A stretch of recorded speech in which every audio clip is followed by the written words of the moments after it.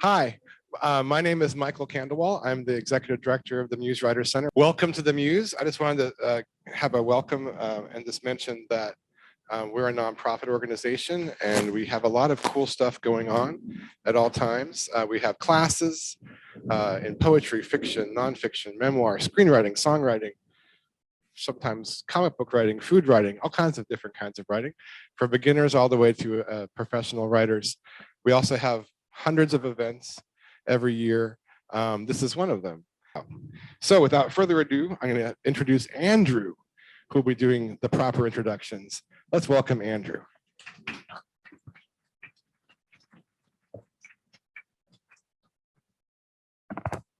All right, cool. So I'll be doing the introduction for DM Frech here, as Michael said. So today we're all here for Words from Walls for her recent release, DM. And so just provide a little background of her and just so you all know a little more. She lived in New York City's East Village for actually 16 years, completed a bachelor's and a master's at New York University Tisch School of the Arts while pursuing a career in modern dance. To support her artistic pursuits, she actually held 20 different money jobs along those time, including modeling, floral arrangements, dance instruction, public relations, art gallery associate, and so on. So DM moved to Virginia and actually worked at the Governor School of Arts. And as for an evangelist, she also got married, had 2 sons, and later became a realtor for Rose Womble while she embraced fiction at the Muse Writers Center here. So DM has been actually writing since she was about 12 years old. And at present, she writes poetry, children's books, fiction, nonfiction, and most recently, wrote 2 screenplays. So while we're listening to DM's poems here today, if y'all can you can clap or snap, either way, it's totally up to y'all. But just after each poem is read, you'll see kind of someone them throw a piece of paper on the ground. And so with that, you can clap, snap, whatever you want to do. So otherwise, welcome to, or hoot, yeah, you can hoot too. Hoot. Holler, do you know you can do all that, shout, yeah. Anyway, cheers, all that stuff. So anyways, welcome DM Frech, and yeah. Thank you, Andrew. Thank you, Michael, Susan, Sam, Sean, the Muse. Thank you for the Muse. And thank you, readers. I have readers. And thank you for coming. I really appreciate it. This is really kind of you to spare some of your life moments with us. Thank you. And I have readers, as I said, because I also gave you a program. And the reason I did is because I wanted to hear my poems read by other people. Sorry, I was a little distracted by people in the hallway waving. Waving always distracts me. So if you wave, yes, I'll be distracted. I'll be like, okay, okay, thank you, Katie. I'm distracted. So anyhow, that said, my first reader is Lisa. I'll be reading one poem too.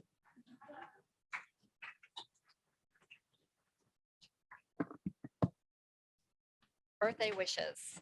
Birthday wishes to everyone who woke up, to everyone who didn't kill themselves, to everyone who put one foot forward as though you walked the plank on a pirate ship sailing through rough seas. Birthday wishes each day you were born again. So happy birthday.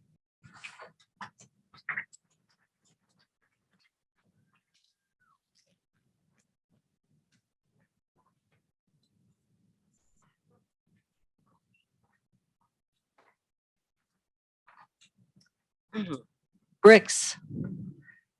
Bricks lay on my heart. Stones lay on my soul. Nothing could lift the pain that had grown cold, that had lived from old days, worn to my bone. Cold messages of bitter memories, laid in shadows I hadn't seen, still don't see, still lay in the dark, where my soul wept for comfort that never came. There I lay too, for comfort that could have been, had truth been my mother instead of sin.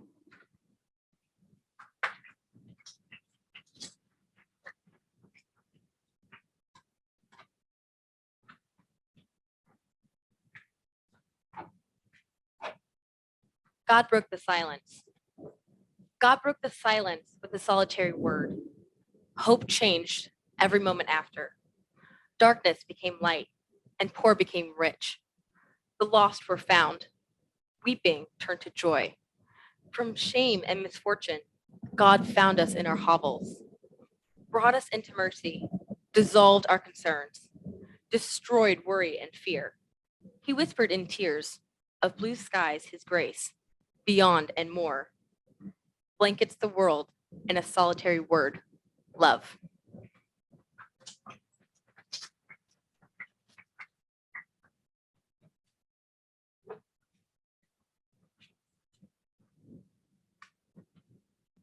God talks.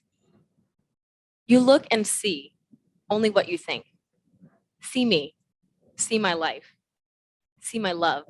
It stays with you, even when you see nothing.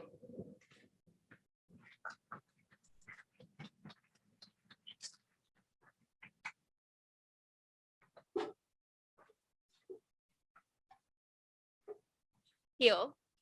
If you can, of course you can. You are God. Reach down, cleanse, heal the broken heart, mend torn fences with torn bodies that hold breath to a strangled world. Send your peace, blaze the trail, clear our way with a shining, glorious vision.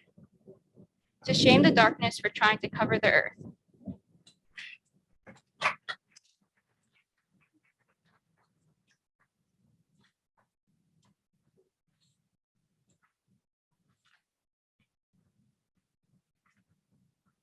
My forest dream. Into a dim forest, my dreaming enter. Beckon me to follow, passage taken by few. Stillness, motion, nocturnal travel, thick darkness lay askew. My world was but sleeping, resting, quiet, a loopy fright. Into the dense and haunting fog, wandering, dreaming night. There was nothing to follow. In this vexing brew of surrounding terror lay a sooty cool. Near my coffin bed, myself could not confide, nor could I run, speak, or hide. Ambushed through night, I paced, hoping for a change in fate. My soul jeered into despair. My stone fell on my feet, captive to a tomb we swell, into a scrolling coded fear. Jesus wept in my forest dream to swim me from this dismal night. None could keep warm growing cold until awoken in morning light.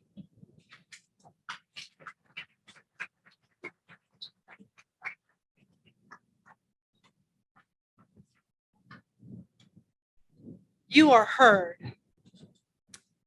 Out of the mire of the quicksand, the sinking ship from the dry desert, the lonely dark, a place no one goes or wants to.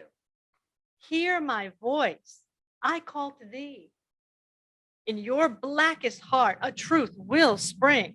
Rise to beauty, grace, hope, love. Embrace the wrong. Embrace my word. You're not forgotten. You are heard.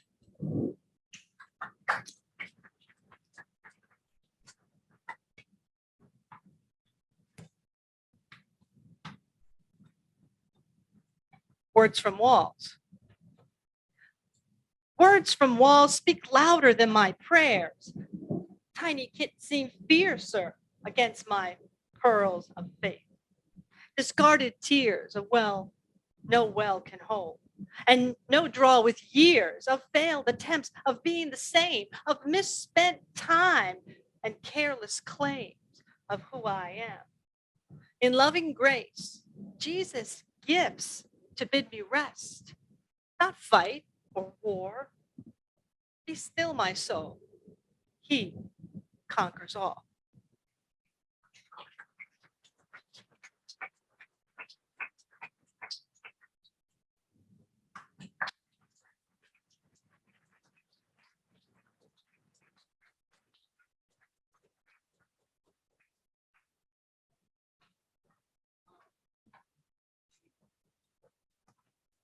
Alrighty.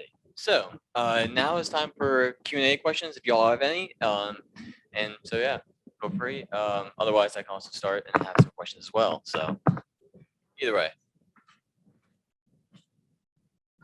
Well, okay. So I have a yeah. I might as well start. Yeah. Oh, there you go.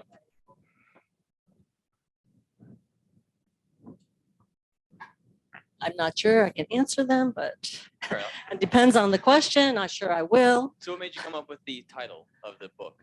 Okay, so in my office, I was looking at the wall and just sprang to my head, words from walls.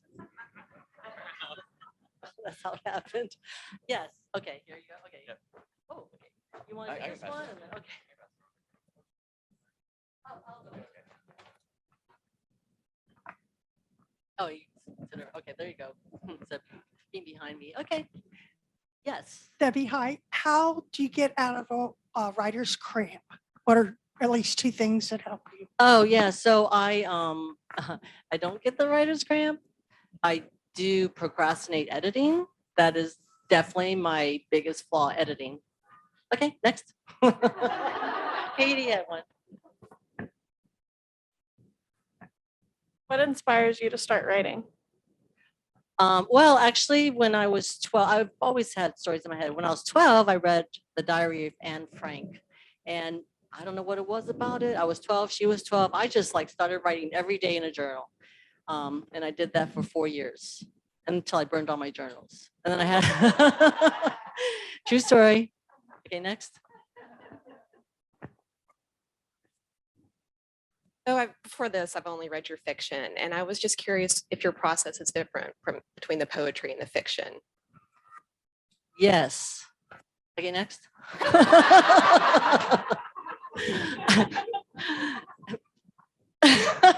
Do you want me to elaborate? Okay, so poetry usually, as you probably can guess, my poetry usually springs from something deep and dark. So, and that comes almost like without any hesitation, 2:00 in the morning. Fiction is something that springs from something I've observed, like someone walking down the street, or I think about a person and quirks about them, then I'll start writing a short story. So different bases from where they spring. Okay. Hey, Lydia. Do you feel sometimes that people are going to get too deep to you? You're going to be too vulnerable reading your poetry? Oh, yeah, I feel that now. I just hear the judges. Yes. So, but you know, you do it anyhow. So it's like a needed, it's like drinking water. You have to drink water. I feel like I have to write to survive. So. After people are reading your like the innermost their like thoughts, like the more lowest places you've been, and people are reading that. Do you feel a little bit like easier, or like kind of like you feel that people can like resonate with the same things you're writing about, or like, because when you're writing, probably that's something bringing your freedom, but Oh, when yes. people are writing, like are reading, what do you feel? Or it depends on who reads them. Well, I have no idea yet. I haven't read any reviews, even though I've heard people post. I haven't read them. And I feel as though whatever happens, whatever is, you know, thought of or taken in, I mean, I hope it's for something good, but I definitely don't think about it too much. Okay.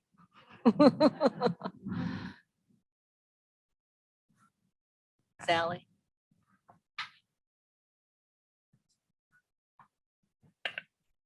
So poetry, short stories, and now screenwriting. Oh, there's a memoir. Okay. Children's stories. Yeah, I mean, I hate to be the jack of all trades in the writing world, but I am. I can't help it.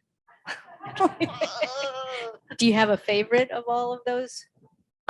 You know, the truth is, I love the children's stories. So I love writing children's stories. I've submitted stuff. No, I have not been accepted anywhere. But if I really wanted something to be published, it would be my children's stories, but they're a little edgy. Maybe that's why they're not published. Adult children's stories, I don't know. So.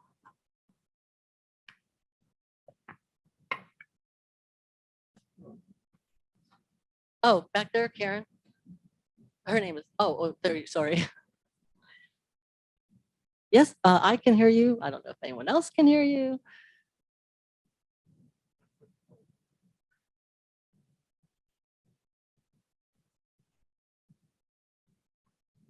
So when you're writing a poem, do you normally capture the whole poem when you write it, or do you have to come back? Or is it both?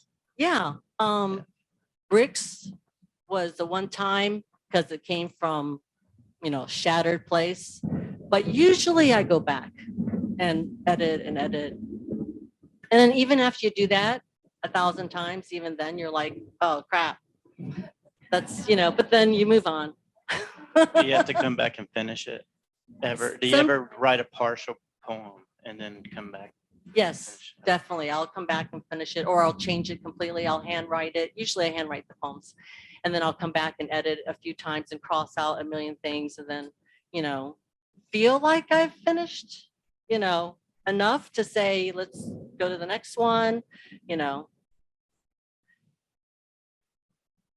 Oh, Karen. Well, now I think we all have to know, what is an edgy children's story? What are your themes or inspirations that you feel like the publishers might be uncomfortable with? People, little things get hurt. I don't know. I like to think that my children's stories are like the Grimm's fairy tales because I love them and I used to read them to my kids. I don't know if I should have, but I did. So I compare mine to the Grimm's fairy tales, not quite as long. They're usually shorter. So, yeah. And you mentioned they were also adult children's stories. Do you feel that there's a double audience with the children and the adults? No, I just said that for fun. I mean, the truth is, I think children's stories should be a little edgy. So I just said, oh, for adults, just to soften the blow. So, you're welcome. Oh, hey, Judy. The mask. Sorry, didn't recognize you. No. Or the yellow Okay, jacket. stay I'm not with sure. me. I don't have it, but She's the one who distracted me, by the way. She's like, I'm like, what? Can't talk now. I think you lived in New York City like I did. Yes, 16 years. And I was wondering if you got there with a little darkness or if you left there with a little I felt right at home from day one. I felt like I had come home. Like, I don't know what Norfolk was, but I got to New York City. I'm like, this is my place. These are my people. And of course, after a while, I was a New Yorker. And I would tell people, where are you from? New York. But the darkness, there is that there. I'm not going to lie. You can feel it. But also, I did feel at home. And it took me a while to actually feel comfortable with people being friendly, actually saying, how are you? I was like, oh, when I first got here, I was like in cultural shock. I was like, really? I don't have time for this. I don't want to know who you are. I don't want to know how you are. But I'm okay now. I'm better too. I think there's a book.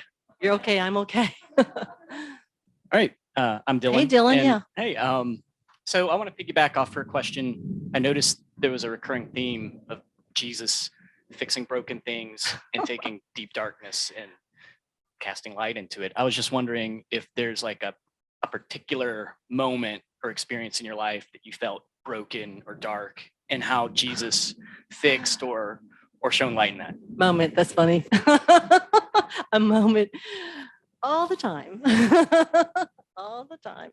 I mean, and there's a comedian, when she's done, she always says, Jesus is real. And she walks off the stage. I can go, Jesus is real, and walk off the stage. But yeah, I mean, there's always, though Jesus is real in me, it doesn't change the brokenness of humanity.